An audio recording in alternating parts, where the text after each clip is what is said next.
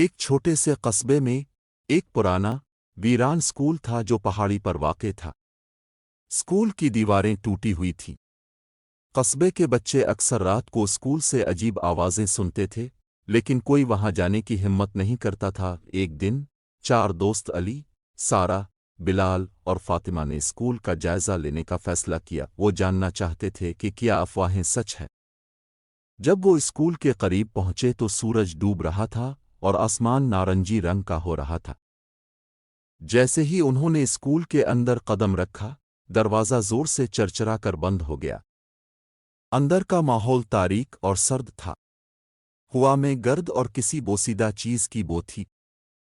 فاطمہ نے کانپتے ہوئے سارا کا ہاتھ پکڑ لیا۔ شاید ہمیں واپس چلے جانا چاہیے، بلال نے سرگوشی کی، لیکن علی، جو سب سے بہادر تھا، بولا، ہم یہاں تک آ گئے۔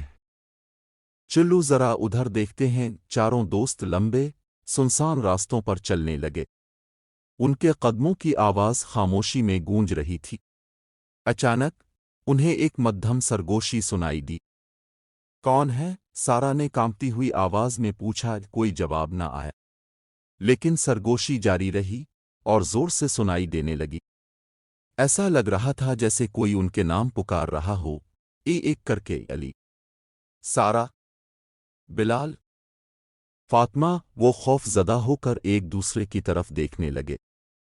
اسی لمحے لائٹس جھپکنے لگے۔ دوڑو، علی نے چلایا۔ دوست باہر کی طرف بھاگے، لیکن جس دروازے سے وہ داخل ہوئے تھے وہ اب بند ہو چکا تھا۔ انہوں نے دروازہ پیٹنا شروع کر دیا، لیکن وہ نہیں کھلا۔